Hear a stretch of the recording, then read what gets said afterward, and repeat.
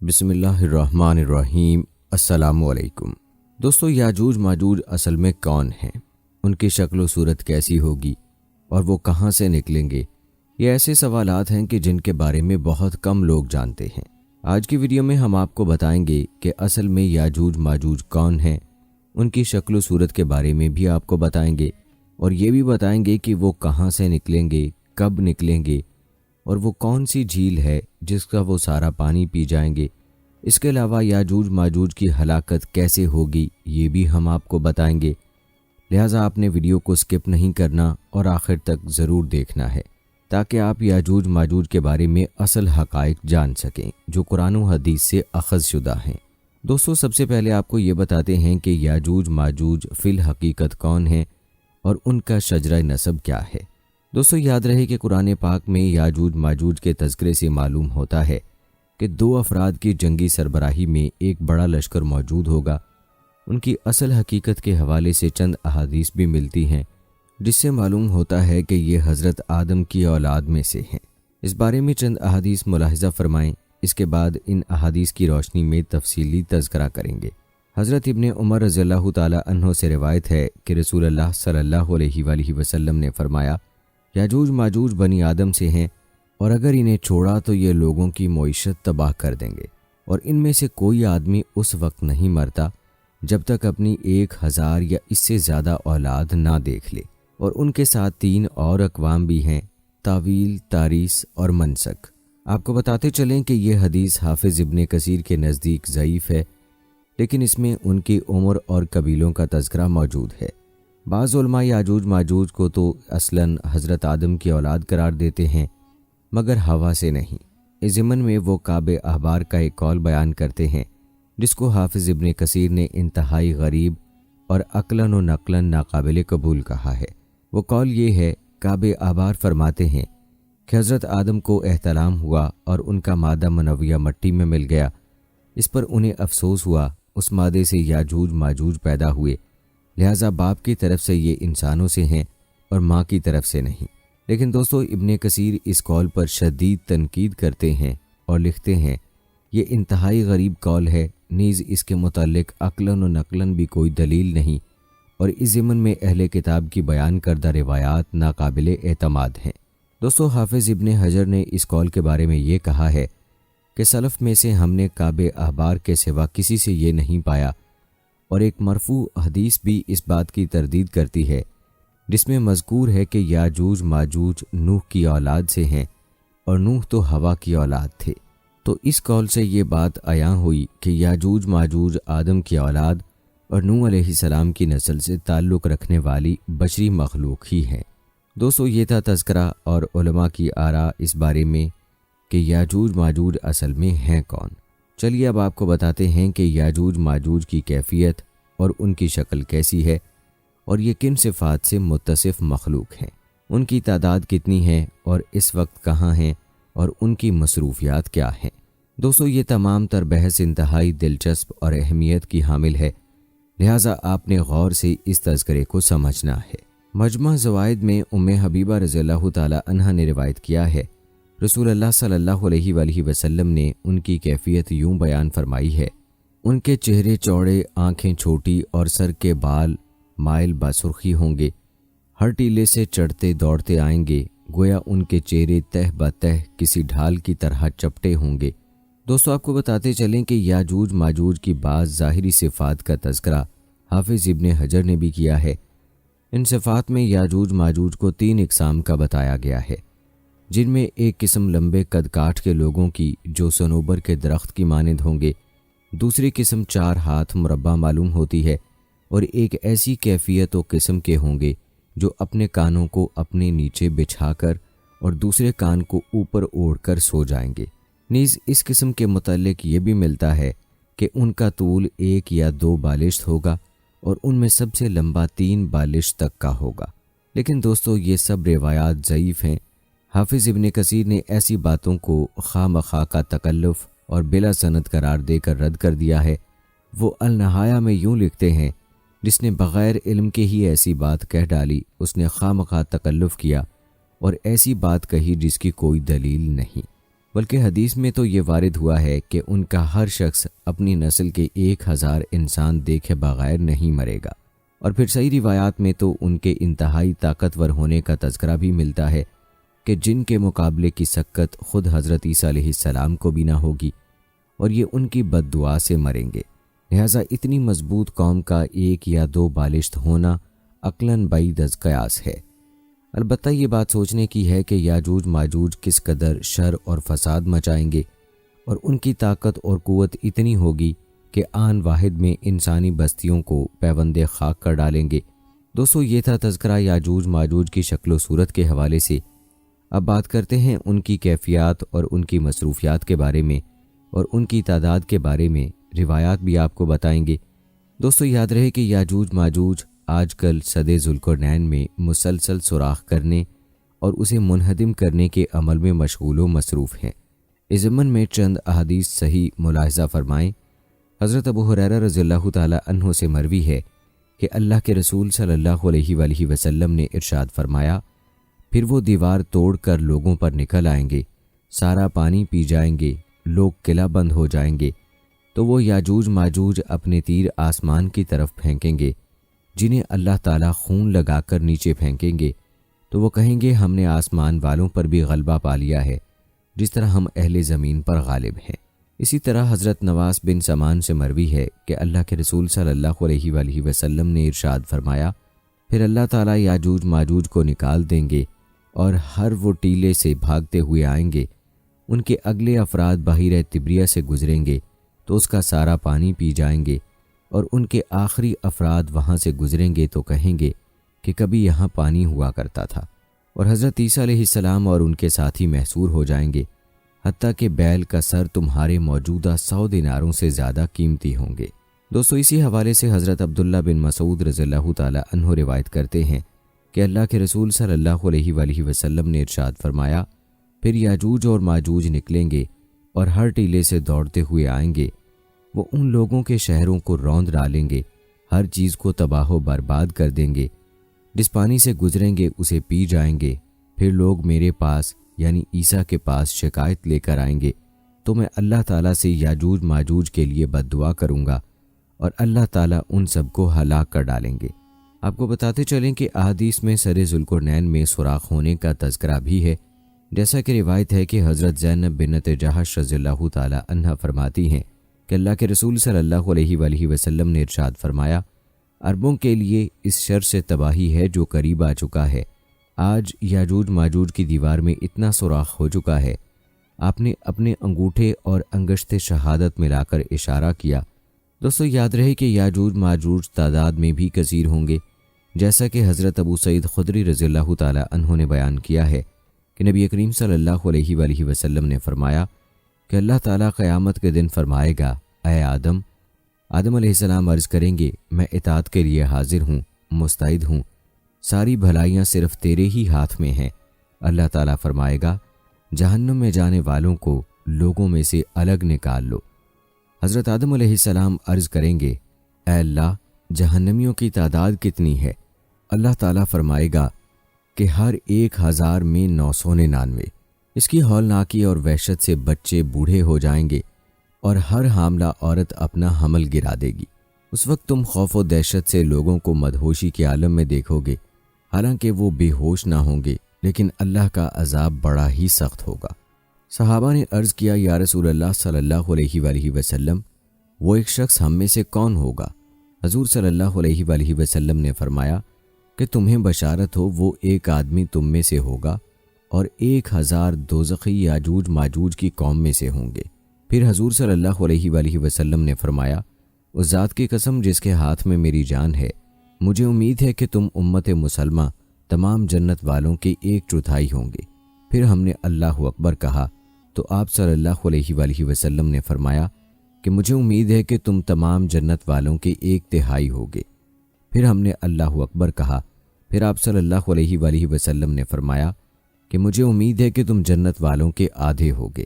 پھر ہم نے اللہ اکبر کہا تو آپ صلی اللہ علیہ وآلہ وسلم نے فرمایا کہ محشر میں تم لوگ تمام انسانوں کے مقابلے میں اتنے ہوگے جتنے کسی سفید بیل پر ایک سیاہ بال یا جتنے کسی سیاہ بیل کے جسم پر ایک سفید بال ہوتا ہے۔ دوستو، ان روایات کے مطابق اس ہلاکت خیز طوفان سے نجات جناب عیسیٰ علیہ السلام کی دعا سے ملے گی، اور اس کا تذکرہ ایک حدیث میں یوں آیا ہے۔ حضرت نواس بن سمان رضی اللہ تعالی عنہ سے مروی ہے کہ اللہ کے رسول صلی اللہ علیہ وآلہ وسلم نے فرمایا، پھر اللہ کے نبی حضرت عیسیٰ علیہ السلام اور ان کے ساتھی اللہ تعالیٰ سے دعا کریں گے تو اللہ تعالیٰ ان کی گردنوں میں کیڑے پیدا کر کے انہیں آن واحد میں ایک نفس کی موت کی طرح ہلاک کر دیں گے۔ پھر اللہ کے نبی حضرت عیسیٰ علیہ السلام اور ان کے ساتھی زمین پر اتریں گے، مگر زمین میں ہر جگہ ان کی سڑان اور بدبو پھیلی ہوگی۔ پھر حضرت عیسیٰ علیہ السلام اور ان کے ساتھی اللہ تعالیٰ سے دعا کریں گے تو اللہ تعالیٰ بختی اونٹوں کی گردن برابر چڑیوں جیسے پرندے بھیجیں گے جو انہیں وہاں لے جا کر پھینکیں گے جہاں اللہ کا حکم ہوگا۔ پھر اللہ تعالیٰ بارش برسائیں گے جو ہر مٹی اور خیمے والے گھر میں پہنچے گی، اور اس کے ذریعے اللہ تعالیٰ زمین کو اس طرح صاف پاک کر دیں گے جس طرح کوئی حوض یا باغ ہو۔ پھر زمین کو حکم ہوگا کہ اپنے پھل اگا، برکتیں نکال۔ دوستو، اسی روایت کے مطابق اس دن ایک انار پوری جماعت کھا سکے گی اور اس کے چھلکے سے وہ سایہ حاصل کریں گے۔ ایک گابن اونٹنی کا دودھ کئی جماعتوں کے لیے کافی ہوگا۔ حاملہ گائے کا دودھ ایک قبیلے کی کفالت کرے گا اور بکری کا دودھ ایک خاندان کو کافی ہوگا۔ سبحان اللہ۔ دوستو، اسی روایت میں مزید فرمایا کہ لوگ اس حال میں ہوں گے کہ اچانک اللہ تعالیٰ ایک ہوا بھیجے گا جو ان کے بغلوں کے نیچے سے اثر کرتی ہوئی گزرے گی اور ہر مومن و مسلم کو فوت کر دے گی۔ پھر صرف بدترین لوگ باقی رہ جائیں گے جو گدھوں کی طرح باہم جھگڑیں گے اور بدکاریاں کریں گے، اور انہی پر قیامت قائم ہوگی۔ دوستو، آپ نے یاجوج ماجوج کی مختلف کیفیات کا تذکرہ ملاحظہ فرمایا اور ان کی تعداد کے بارے میں بھی آپ نے احادیث ملاحظہ کی۔ اب سوال یہ ہے کہ یاجوج ماجوج کہاں سے نکلیں گے اور کس جھیل کا پانی پی جائیں گے؟ تو آپ کو بتاتے چلیں کہ محدثین و مفسرین میں یاجوج ماجوج کی قوم اور ذوالقرنین کی دیوار کے حوالے سے بہت سے اختلافات پائے جاتے ہیں۔ اب تک 5 ایسی دیواریں سامنے آ چکی ہیں جن کے بارے میں قیاس کیا جاتا ہے کہ ان کے پیچھے یاجوج ماجوج کو قید کیا گیا تھا۔ ان میں سے ایک دیوار چین میں بھی ہے، لیکن یہ عام مسالے سے بنی ہوئی ہے، اس لیے یہ قیاس درست نہیں ہے۔ یمن میں دیوار مارب کے بارے میں بھی صد ذوالقرنین ہونے کا گمان کیا جاتا ہے، لیکن یہ سیلاب روکنے کے لیے بنائی گئی تھی، اس لیے یہ قیاس بھی قوی نہیں ہے۔ تیسرے نمبر پر کفقار میں دریائے خضر اور بحر اسود کے درمیان دیوار کی طرح کا پہاڑی سلسلہ شمال اور جنوب کو الگ کرتا ہے۔ یہاں ایک لوہے کی دیوار بھی نظر آتی ہے جس کے بارے میں لوگ قیاس کرتے ہیں کہ یہی ذوالقرنین کی دیوار ہے۔ اس دیوار کے لوہے سے بنے ہونے کی وجہ سے کچھ حد تک احتمال ہو سکتا ہے۔ یاد رہے کہ یاجوج ماجوج حضرت ذوالقرنین کی بنائی گئی دیوار کے پیچھے قید ہیں جو قرب قیامت کے وقت ظاہر ہوں گے اور زمین پر خوب فتنہ پھیلائیں گے۔ بعض روایات میں آتا ہے کہ یاجوج ماجوج اس دیوار کو گرانے کی کوشش کرتے ہیں لیکن ناکام ہو جاتے ہیں۔ جب اللہ کی رضا ہوگی تو دیوار کی کھدائی کرنے والوں میں سے ایک کہے گا کہ کل ہم انشاءاللہ اس کو توڑ دیں گے۔ انشاءاللہ کہنے سے اگلے روز یہ دیوار ٹوٹ جائے گی۔ یوں یاجوج ماجوج زمین پر پھیلتے چلے جائیں گے، جہاں سے گزریں گے تباہی پھیلائیں گے، مخلوق خدا کو اپنے شر و فساد کا نشانہ بنائیں گے۔ ان کا ایک گروہ جب بھاگتا ہوا جھیل تبریہ سے گزرے گا تو صحیح مسلم کے مطابق وہ سارا پانی پی جائیں گے۔ جب آخری گروہ وہاں پہنچے گا تو کہے گا کبھی یہاں پانی ہوا کرتا تھا۔ یہ حدیث پہلے بھی بیان ہو چکی ہے۔ یاد رہے کہ بحیرہ تبریہ اسرائیل میں تازہ پانی کی سب سے بڑی جھیل ہے۔ اس کا ذکر تورات و انجیل میں بھی آیا ہے۔ حضرت عیسیٰ علیہ السلام نے زندگی کا بڑا حصہ اسی جھیل کے ساحل پر گزارا۔ روایات کے مطابق یہاں سے قتل و غارت کرتے ہوئے یاجوج ماجوج بیت المقدس تک پہنچیں گے اور اعلان کریں گے کہ زمین پر ہمارا قبضہ ہو چکا، اب ہم آسمانوں پر بھی قبضہ کریں گے اور آسمان کی طرف تیر پھینکیں گے۔ جو خون آلود واپس آئیں گے، کوئی ان کا مقابلہ نہ کر پائے گا۔ 200 روایات میں آتا ہے کہ یاجوج ماجوج کی جانب سے آسمان کی جانب سے پھینکے گئے تیروں پر اللہ تعالیٰ کی قدرت سے خون آن لگے گا اور وہ سمجھیں گے کہ انہوں نے آسمان کو بھی فتح کر لیا ہے۔ دوستو یہ بات یاد رکھنے کی ہے کہ یاجوج ماجوج کا ظہور حضرت عیسیٰ علیہ السلام کے نزول کے بعد ہوگا، اور یاجوج ماجوج کے فتنے کے وقت حضرت عیسیٰ علیہ السلام کو حکم ہوگا کہ وہ مسلمانوں کو لے کر کوہ طور پر چلے جائیں۔ جب طور پہاڑ پر غذا کی قلت پیدا ہو جائے گی تو حضرت عیسیٰ علیہ السلام یاجوج ماجوج کے لیے بد دعا کریں گے، جس کے نتیجے میں ان کے کانوں اور گردنوں میں کیڑے پیدا ہوں گے، جن کے پھٹنے سے یہ ہلاک ہونا شروع ہو جائیں گے۔ مسلمان جب طور پہاڑ سے نیچے اتریں گے تو ہر جگہ یاجوج ماجوج کی لاشیں ہوں گی اور ان سے تعفن اٹھ رہا ہوگا۔ حضرت عیسیٰ علیہ السلام اللہ تعالیٰ سے دعا کریں گے، جس کے بعد خاص قسم کے پرندے ان کی لاشوں کو اٹھا کر جہاں اللہ چاہے گا وہاں لے جائیں گے۔ اس کے بعد شدید بارش ہوگی اور ہر چیز دھل کر اجلی ہو جائے گی۔ دوستو آپ کو یہ جان کر حیرانگی ہوگی کہ یاجوج ماجوج کے بارے میں مختلف روایات میں آتا ہے کہ یہ 9 حصے ہیں اور انسان اور جنات ایک حصہ آبادی ہیں۔ جہنم میں بھی ہر 10 میں سے 9 کا تعلق یاجوج ماجوج سے ہوگا۔ ان کی جسمانی ساخت کے بارے میں مختلف روایات بیان کی جاتی ہیں، جن میں سے چند کا تذکرہ ہم پہلے کر چکے ہیں۔ ایک روایت میں آتا ہے کہ یاجوج ماجوج کے لوگ کئی قسم کے ہیں، بعض شمشاد کی طرح لمبے، بعض طول و عرض دونوں میں 4 ہاتھ، بعض اتنے بڑے کان رکھتے ہیں کہ ایک کو بچھاتے اور دوسرے کو اوڑھ لیتے ہیں۔ ایک اور روایت میں آتا ہے کہ یاجوج ماجوج کے لوگ ایک بالشت کے ہیں، بہت لمبے ان میں سے وہ ہیں جو 3 بالشت کے ہیں۔ ابن کثیر کے مطابق یاجوج ماجوج انسانوں کی 2 قومیں ہیں۔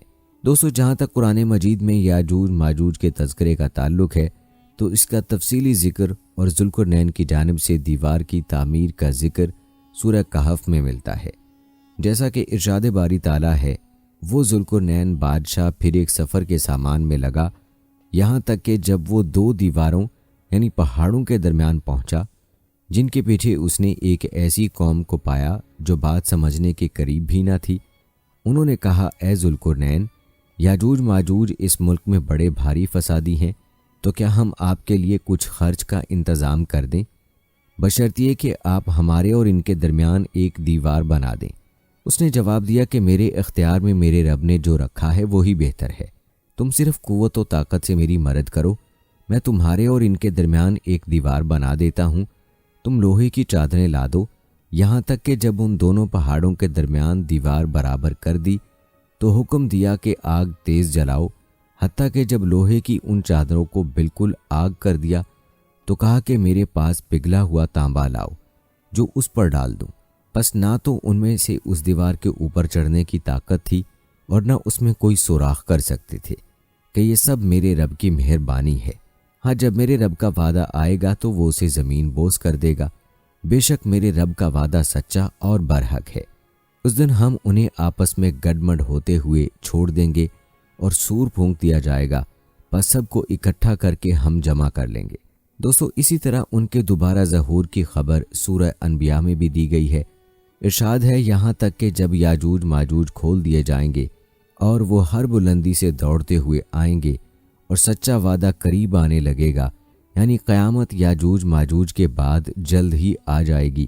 دوستو بحیرہ تبریہ جس کا خشک ہونا یاجوج ماجوج کے ساتھ منسلک ہے، اس بحیرہ تبریہ کے بارے میں کچھ تفصیلات آپ کو بتاتے ہیں اور اس کے بعد آپ کو یاجوج ماجوج کے بارے میں مشہور شخصیات کی آراء سے بھی آگاہ کریں گے، تاکہ یاجوج ماجوج کے حوالے سے آپ کے ہر طرح کے خدشات کلیئر ہو جائیں۔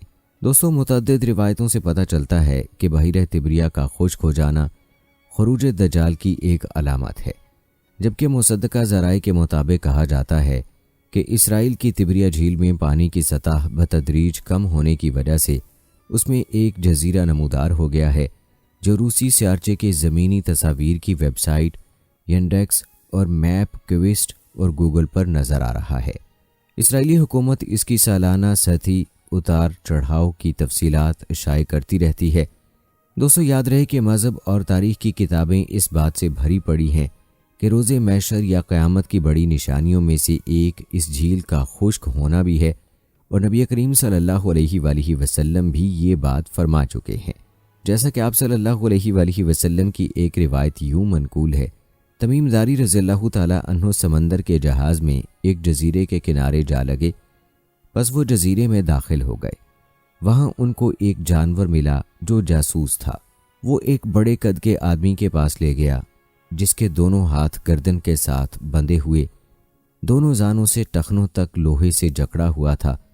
اس نے پوچھا تم کون ہو؟ لوگوں نے کہا کہ ہم عرب ہیں۔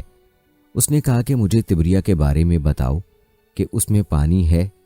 لوگوں نے کہا کہ اس میں بہت پانی ہے۔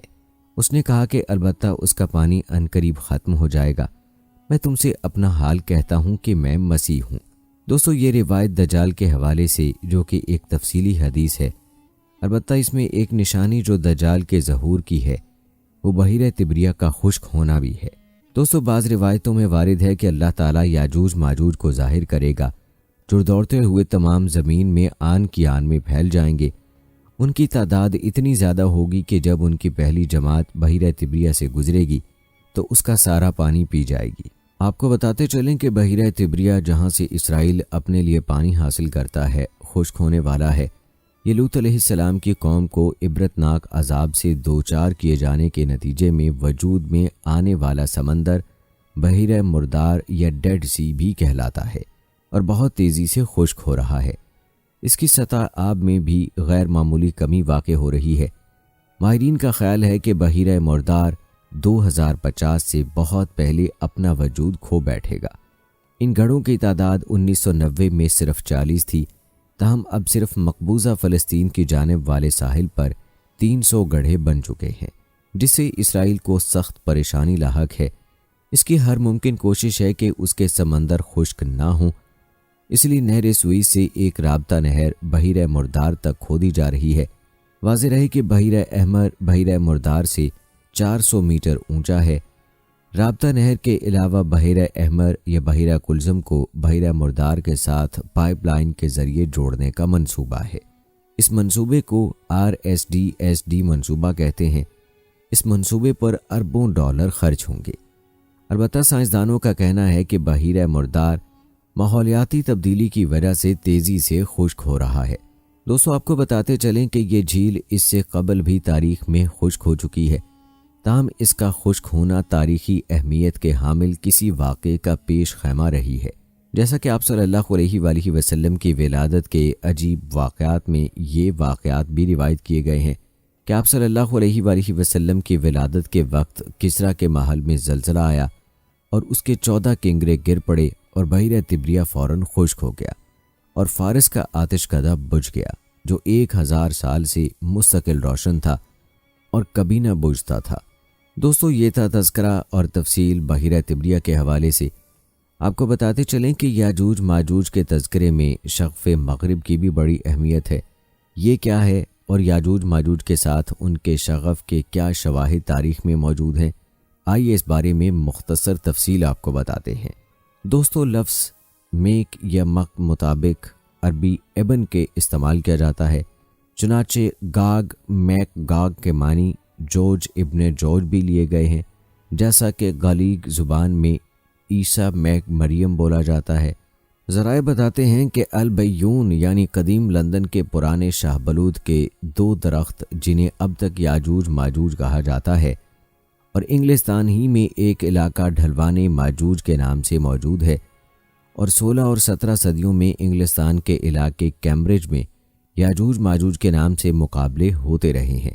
یاجوج ماجوج اور انگلستان کے درمیان تعلق پہلی بار منموتھ کے جو فروری نے 1136 میں اپنی تاریخ شاہان برطانیہ میں عیاں کی گیلڈ ہال کے 2 مجسموں کو 300 سال سے یاجوج ماجوج کہا جاتا ہے، جو تاریخی طور پر البیون یعنی لندن کے محافظ کے نام سے بھی جانے جاتے ہیں۔ روایات کے مطابق گیلڈ ہال کے مجسمے جنگ عظیم دوم کی بمباری میں تباہ ہوئے۔ اسے قبل لندن کی 1708 عیسوی کی عظیم آتش زدگی میں بھی تباہ ہوئے، تاہم لندن کے باسیوں حکمرانوں کو ان کی کمی اس شدت سے محسوس ہوئی کہ 1953 میں دوبارہ بنا ڈالی گئیں۔ اب سوال یہ ہے کہ کیا منموتھ کے جو فروری کے اس بات کے شواہد تھے، خاص کر بروٹ کے رہائشیوں کے حوالے سے جو اب لندن شہر کی گیلڈ ہال ہے۔ دوستو، لندن کے عجائب گھر کے قرون وسطیٰ کے لندن کی تاریخ اور نوادرات کے سرپرست اعلیٰ جان کلارک نے میئر لندن فرینک میکنس کو اپنی ایک خط میں اس تعلق کی جانب اشارہ کیا کہ لندن میں یاجوج ماجوج کے دیو قامت پتلے اور مجسمے 1558 سے لارڈ میئر کے جلوس کی زینت بنتے رہے ہیں۔ اسی سال یہ ٹیمپل بار کے مغربی داخلی و نمائشی دروازے پر ملکہ الزبتھ اول کے استقبال کے لیے رکھے گئے، جبکہ 1554 میں ملکہ میری اور اسپین کے فلپ دوم کے استقبال کے لیے بھی رکھے گئے تھے۔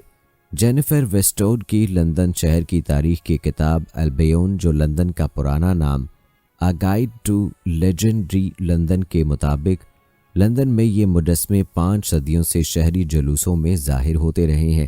1415 عیسوی میں اسی طرح کا مجسموں کا ایک جوڑا ہنری پنجم کویگنی کورٹ سے واپسی پر خوش آمدید کہنے کے لیے موجود تھا، جبکہ 1554 سے قبل انہیں سمپسن اور ہرکلیس کہا جاتا تھا۔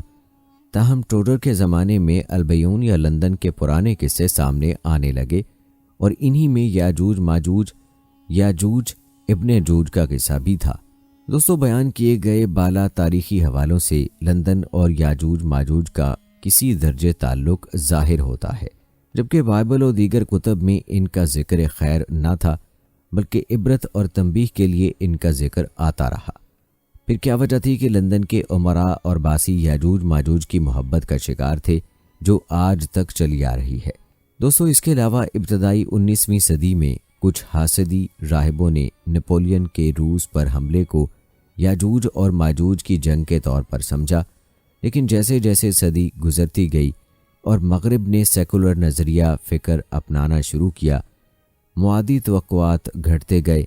لیکن ریاست ہائے متحدہ امریکہ میں یہ صورتحال نہ تھی، جہاں 2002 کے ایک سروے کے نتائج نے نشاندہی کی ہے کہ 59% امریکیوں کے خیال کے مطابق مکاشفہ کی کتاب میں آئی پیش گوئیاں ضرور واقع ہوں گی۔ دوستو، آپ کو بتاتے چلیں کہ سرد جنگ کے دوران اس خیال نے کہ یاجوج کا کردار دراصل روس ہے مقبولیت حاصل کی۔ حزقیل ایل کے الفاظ کے مطابق، جو یاجوج کو شہزادہ مشیک عبرانی میں روش مشیک پر روس اور ماسکو کا شائبہ ہوتا تھا، یہاں تک کہ کچھ روسیوں اور صدر رونالڈ ریگن نے یہی سوچ اختیار کی، اگرچہ وہ بظاہر اس کے مضمرات سے نہ انجان رہے کہ ہمارے باپ دادا کا ذکر بائبل میں ہے اور یہی کافی ہے۔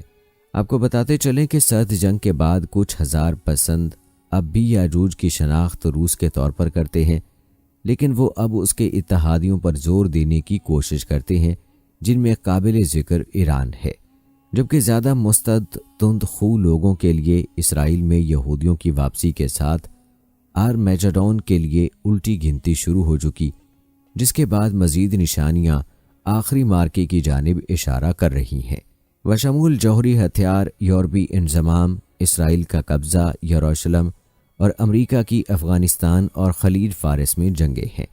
البتہ دوستو، اسلامی الہامی روایات میں دنیا کے اختتام سے قبل یاجوج ماجوج سے رہائی اور ان کی تباہی اللہ کی طرف سے ایک ہی رات میں ہوگی۔ مسلمانوں کے کلاسیکی عروج کے زمانے کے بعد عام طور پر اس موضوع پر توضیح نو جاری نہ رکھی گئی، تاہم جدید دنیا کی توضیحی ضروریات نے ایک نیا ادب، سوچ اور شعور پیدا کیا، جس میں معادیات یاجوج ماجوج کی نشاندہی یہود، اسرائیل، ان کے 10 گمشدہ قبائل یا کبھی کبھار کمیونسٹ روس اور چین کے طور پر کر رہے ہیں۔ ایک رکاوٹ جو اس ادب کے ادیبوں کو درپیش ہے، اس دیوار کا محل وقوع ہے جو یاجوج ماجوج اور ماجوج کے لیے تیار کی گئی ہے اور جو آج کی تاریخ میں ناپید ہے۔ اس سوال کا جواب ان کے یہاں مختلف ہے۔ کچھ ادیب کہتے ہیں کہ یاجوج اور ماجوج منگول تھے، جبکہ دیوار اب غائب ہے۔ دوسروں کے مطابق دیوار اور یاجوج اور ماجوج دونوں نادیدنی ہیں۔ دوستو، یہ تھا تذکرہ یاجوج ماجوج کے ساتھ مغربی شغف کا اور جدید مادیات کا۔ آئیے اب آپ کو یاجوج ماجوج کے حوالے سے مشہور شخصیات کی آراء سے آگاہ کرتے ہیں۔ مشہور شخصیات کی آراء سے پہلے چند روایات بھی ذکر کی جاتی ہیں جو یاجوج ماجوج ہی کے حوالے سے ہیں۔ دوستو، حبیبہ بنت ابی سفیان زینب بنت جہش سے بیان کرتی ہیں کہ نبی کریم صلی اللہ علیہ وآلہ وسلم ان کے پاس گھبراہٹ کی حالت میں داخل ہوئے اور کہنے لگے، لا الہ الا اللہ، عرب کو اس شر سے ہلاکت ہو جو قریب آ گیا ہے۔ آج یاجوج ماجوج کی دیوار میں اتنا سراخ ہو گیا ہے اور آپ صلی اللہ علیہ وآلہ وسلم نے اپنے انگوٹھے اور اس کی ساتھ والی انگلی کا حلقہ بنایا۔ زینب بنت جحش رضی اللہ تعالی عنہا فرماتی ہیں کہ میں نے کہا، اے اللہ تعالیٰ کے رسول صلی اللہ علیہ وآلہ وسلم، کیا ہمیں ہلاک کر دیا جائے گا؟ حالانکہ ہم میں صالح لوگ ہیں۔ تو نبی کریم صلی اللہ علیہ وآلہ وسلم نے فرمایا، ہاں، جب فسق و فجور کی زیادتی ہو جائے گی۔ اسی طرح طبرانی کی روایت ہے کہ نبی کریم صلی اللہ علیہ وآلہ وسلم فرماتے ہیں کہ اگر انہیں کھلا چھوڑ دیا جائے تو وہ لوگوں پر ان کے معاش میں فساد پھیلائیں گے۔ فرمایا، اللہ نے بنی آدم کو 10 حصوں میں تقسیم کیا، 9 حصے یاجوج ماجوج بنائے اور باقی 1 حصے میں باقی کے عام انسان۔ ایک روایت کے مطابق اللہ کے نبی عیسیٰ ابن مریم اور ان کے رفقا اللہ تعالیٰ کی بارگاہ میں دعا کریں گے اور اللہ تعالیٰ یاجوج ماجوج کی گردنوں میں کیڑا پیدا کر دے گا جس سے وہ ایک آن میں ہلاک ہو جائیں گے۔ پھر عیسیٰ علیہ السلام اور ان کے رفقا کوہ طور سے زمین پر اتریں گے تو ایک بالشت زمین بھی خالی نہیں ملے گی جو ان کی لاشوں اور بدبو سے بھری ہوئی نہ ہو۔ تب عیسیٰ علیہ السلام اور ان کے رفقا اللہ سے دعا کریں گے۔ تب اللہ تعالیٰ بختی اونٹوں کی گردنوں کے مثل پرندے بھیجے گا جو ان کی لاشوں کو اٹھا کر جہاں اللہ کو منظور ہوگا پھینک دیں گے۔ پھر اللہ تعالیٰ ایسی بارش برسائے گا کہ اس سے کوئی خیمہ اور کوئی مکان چھپا نہیں رہے گا۔ وہ بارش زمین کو دھو کر شیشے کی طرح صاف کر دے گی۔ دوستو، بخاری شریف کی روایت ہے، رسول اللہ صلی اللہ علیہ وآلہ وسلم نے فرمایا کہ تم اپنے دشمن سے یاجوج ماجوج کے نکلنے تک لڑتے رہو گے جو چوڑے چہروں، چھوٹی آنکھوں والے اور بھورے بال والے ہوں گے۔ ان کے چہرے گویا دونچی ہوئی ڈھال ہیں۔ دوستو، قرآن و حدیث کے علاوہ مختلف شخصیات بھی اپنے علم و فہم کے مطابق مختلف اندازے لگاتے رہے۔ آئیے ان آراء سے بھی آپ کو آگاہ کیے دیتے ہیں۔ علامہ اقبال اپنی معروف کتاب بانگ درا میں فرماتے ہیں، کھل گئے یاجوج اور ماجوج کے لشکر تمام، چشم مسلم دیکھ لے تفسیر حرف ینسلون۔ اسی طرح علامہ انور شاہ کشمیری فرماتے ہیں، قرآن میں یہ کہیں نہیں لکھا ہے کہ یاجوج ماجوج کے خروج کا واقعہ دیوار ٹوٹنے کے ساتھ ہی پیش آ جائے گا، بلکہ دیوار ٹوٹنے کا وعدہ صرف سورہ کہف والی آیت میں کیا گیا ہے، اور دیوار حسب وعدہ ٹوٹ گئی، لیکن یہ بات کہ دیوار ٹوٹتے ہی بغیر کسی وقفے کے یاجوج ماجوج نکل پڑیں گے، قرآن میں کوئی ایسا حرف نہیں پایا جاتا جس سے یہ نتیجہ نکالا جا سکے۔ یہ بات سمجھنے کے قابل ہے کہ ذوالقرنین کا قول، پھر جب میرے رب کا وعدہ آئے گا تو اس کو گرا کر ریزہ ریزہ کر دے گا، اور میرے رب کی فرمائی ہوئی بات سچی ہے۔ ذوالقرنین کا اپنا قول ہے اور قرینہ سیاق و سباق میں ایسا موجود نہیں ہے جس سے صد یعنی دیوار کے ریزہ ریزہ ہو جانے کے واقعے کو علامات قیامت میں شمار کیا جائے، اور شاید ذوالقرنین کو یہ علم بھی نہ ہو کہ اشراط سات میں سے خروج یاجوج ماجوج بھی ہے، اور اس نے وعدہ ربی سے صرف اس کا کسی وقت میں ٹوٹ پھوٹ جانا مراد لیا ہو۔ بس اس صورت میں اللہ تعالیٰ کا یہ ارشاد کہ ہم نے کر چھوڑا ان کو اس دن سے اس حالت میں کہ بعض پر امڑ رہے ہیں، استمرار تجدید پر دلالت کرتا ہے، یعنی برابر ایسا ہوتا رہے کہ ان میں بعض قبائل بعض پر حملہ ور ہوتے رہیں گے حتیٰ کہ خروج موعود کا وقت آ جائے۔ ہاں، اللہ تعالیٰ کا یہ ارشاد جو سورہ انبیاء میں ہے تو البتہ یہ بلا شبہ علامات قیامت میں سے ہے، لیکن اس میں صد یعنی دیوار کا قطعاً کوئی ذکر نہیں ہے۔ بس اس فرقے کو ہمیشہ پیش نظر رکھنا چاہیے۔ آخر میں ارشاد فرماتے ہیں، میں نے ان آیات کی تفسیر میں جو کچھ کہا ہے وہ قرآن میں تعویل نہیں، بلکہ قرآن پاک کے کسی لفظ کو اس کے اپنے موضوع سے نکالے بغیر تاریخ اور تجربے کے پیش نظر مزید اظہار خیال ہے۔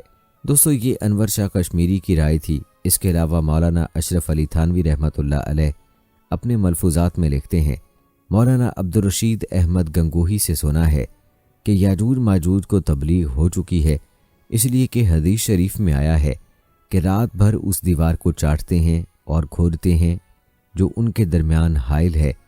جب وقت آئے گا تو وہ یہ کہیں گے کہ انشاءاللہ کل اس کو ختم کر دیں گے۔ انشاءاللہ کہنے سے معلوم ہوتا ہے کہ ان کو اللہ کا نام معلوم اور انہیں تبلیغ ہو چکی ہے۔ دوستو، ڈاکٹر اسرار احمد مرحوم کی اس بارے میں کیا رائے ہے، آئیے آپ کو بتاتے ہیں۔ ڈاکٹر صاحب کہتے ہیں، نوح علیہ السلام کے 3 بیٹے تھے، سام، حام، یافس۔ جو ان کے ساتھ کشتی میں شریک ہوئے، جبکہ کنان اور عابر غرق ہوئے۔ سام کو سیمیٹرک نسل بھی کہا جاتا ہے۔ قوم عاد و سمود اسی نسل کی شاخیں تھیں۔ ابراہیم علیہ السلام بھی اسی نسل سے تھے۔ محمد صلی اللہ علیہ وآلہ وسلم بھی اسی نسل سے تھے۔ یافس کی اولاد نے وسطی ایشیا کے پہاڑی سلسلے کو عبور کیا اور شمال میں چلے گئے اور دائیں بائیں پھیل گئے۔ کچھ منگولیا اور چین میں آباد ہوئے، جبکہ کچھ روس، مشرقی یورپ اور مغربی یورپ میں آباد ہوئے۔ حام کی اولاد میں قبطی، بربر، افریقی اور سوڈانی کے لوگ ہیں۔ یافس کے بیٹوں کا نام تورات میں یاجوج و ماجوج آیا ہے، جبکہ دیگر میں دوبال یعنی بالٹک ریاستیں اور موسک یعنی ماسکو بھی تھے۔ ان اقوام کا شیوا لوٹ مار تھا۔ ذوالقرنین سے بھی لوگوں نے ان کے وحشی مظالم سے بچنے کے لیے مدد مانگی تھی۔ اینگلوسکسن کولونیل سیلاب لانے والے بھی یاجوج ماجوج ہی کی نسل سے تھے۔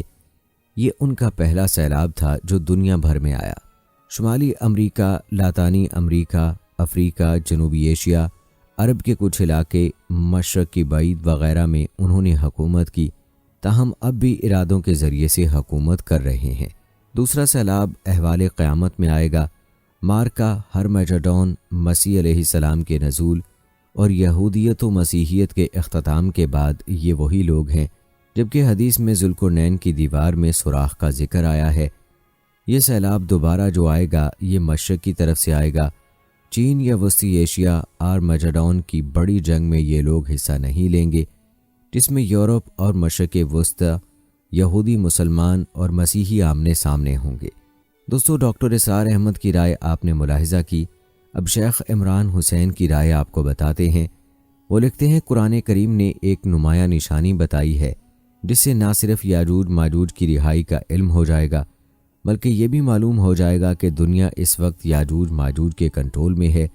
جس بستی کو ہم نے تباہ کر دیا تھا اس کے باشندوں پر پابندی ہے کہ وہ وہاں نہیں جا سکتے جب تک یاجوج ماجوج نہ کھل جائیں، اور وہ تمام بلندیوں سے اترتے نظر آئیں گے یا ہر سمت میں بڑھتے نظر آئیں گے۔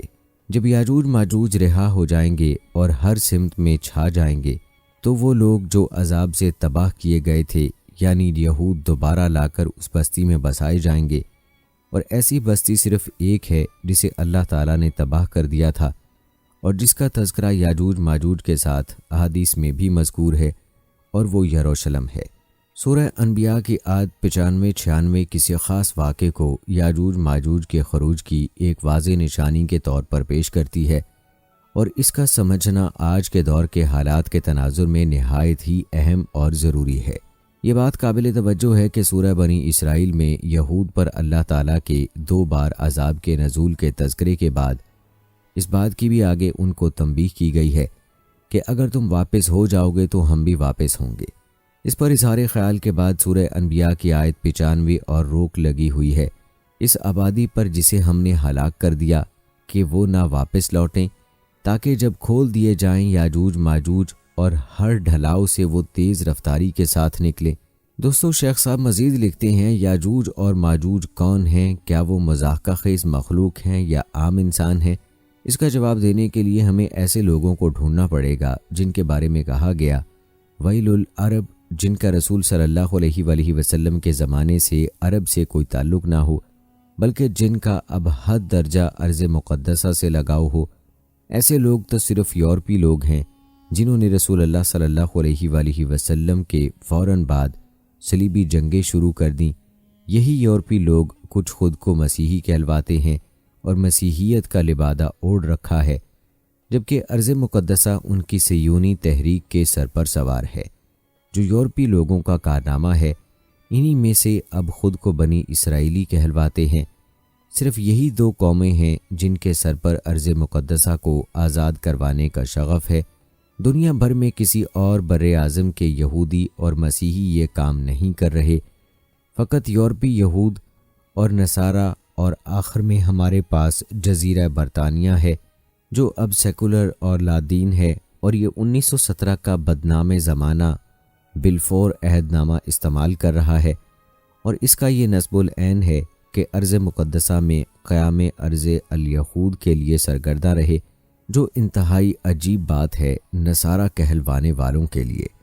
یہ ارض مقدسہ کی آزادی کا خمار اس بات کی تائید کرتا ہے کہ یاجوج اور ماجوج یورپی تہذیب میں ہی ہیں۔ ہم ان کا تعین مزید محدود کر سکتے ہیں اور یورپی تہذیب میں بھی انہیں مخصوص کر سکتے ہیں، کیونکہ حدیث میں آتا ہے کہ یاجوج اور ماجوج کا لشکر جب بحیرہ تبریہ سے گزرے گا تو وہاں پانی پائے گا، جبکہ ان کے آخری کہیں گے یہاں پانی ہوا کرتا تھا۔ اب جبکہ یہ سوکھ رہا ہے تو کون لوگ بحیرہ تبریہ کا پانی استعمال کرتے ہیں؟ مصریوں، اردنیوں، شامیوں کو یہ پانی نصیب نہیں ہوتا، بلکہ صرف اسرائیلیوں کے تصرف میں آتا ہے۔ اسرائیل میں کون ہیں جو اس پانی کا استعمال کرتے ہیں؟ فلسطینیوں سے زیادہ یورپی اشکنازی یہود اس پانی کو استعمال کرتے ہیں۔ یہی وہ لوگ ہیں جنہوں نے بینکاری کے ذریعے جدید معیشت ترتیب دی۔ یہی لوگ ہیں جن کی حکومت نے صحرا کو سرسبز بنانے کے لیے پالیسی ترتیب دی، چنانچہ اس بحیرہ کا پانی مسلسل خشک ہو رہا ہے۔ دوستو، آپ نے ملاحظہ کیا کہ شیخ صاحب کی رائے یہ ظاہر کرتی ہے کہ اصل میں یاجوج ماجوج اسرائیل میں موجود یہودی ہی ہیں۔ البتہ یہ ان کی رائے ہے جس سے اختلاف کیا جا سکتا ہے۔ آپ اس بارے میں کیا کہنا چاہیں گے؟ کمنٹ باکس میں ضرور بتائیے گا۔ دوستو، مولانا مناظر احسن گیلانی اس بارے میں کیا کہتے ہیں، آئیے یہ بھی آپ کو بتاتے ہیں۔ فرماتے ہیں اس کا اگر یہ مطلب سمجھا جائے کہ یاجوج ماجوج کے کھلنے سے پہلے برباد اور تباہ ہونے والی بستیوں کو دوبارہ سر اٹھانے اور عروج و ترقی حاصل کرنے کا موقع یاجوج ماجوج کے کھول دیے جانے کے بعد ہی مل سکتا ہے، تو میں نہیں سمجھتا کہ قرآنی تعبیر کے طرز خطاب سے جو مانوس ہیں ان کے لیے یہ کوئی اچنبے کی سی بات ہو۔ دوستو، جاوید چودھری معروف جرنلسٹ کا اس بارے میں کیا کہنا ہے یہ بھی ملاحظہ فرمائیں۔ لکھتے ہیں اللہ کے نبی عیسیٰ علیہ السلام اور ان کے ساتھی یاجوج ماجوج کی ہلاکت کے لیے دعا وزاری کریں گے، پس اللہ تعالیٰ ان کی گردنوں میں نغف یعنی کیڑے پڑ جانے کی بیماری بھیجے گا، جس سے وہ سب یکبارگی اس طرح مر جائیں گے جس طرح کوئی ایک شخص مر جاتا ہے۔ دوستو، چرچل اس بارے میں لکھتا ہے کہ گلڈ ہال لندن میں نصب یاجوج ماجوج کے مجسمے اس کی کافی شہادت ہیں، جن کو دوبارہ استادہ کرنے کی تقریب پر 1951 میں چرچل نے یاجوج کو روس اور ماجوج کو امریکہ اور اس کے اتحادیوں کا نشان قرار دیا تھا۔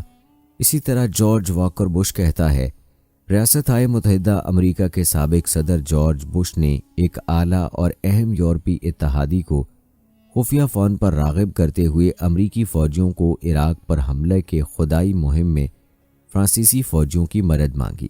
شراک نے یاد کیا کہ امریکی رہنما نے ہمارے مشترک عقیدے کی جانب سے اپیل کی اور بتایا یاجوج اور ماجوج مشرق وسطیٰ میں مصروف ہیں، بائبل کی پیشین گوئی پوری ہو رہی ہے، اس جنگ میں خدا کی مرضی شامل ہے جو اس کے ذریعے سے اپنے لوگوں کے دشمنوں کو نئے زمانے سے قبل ختم کرنا چاہتا ہے۔ دوستو، یہ تھی آراء چند مشہور شخصیات کی۔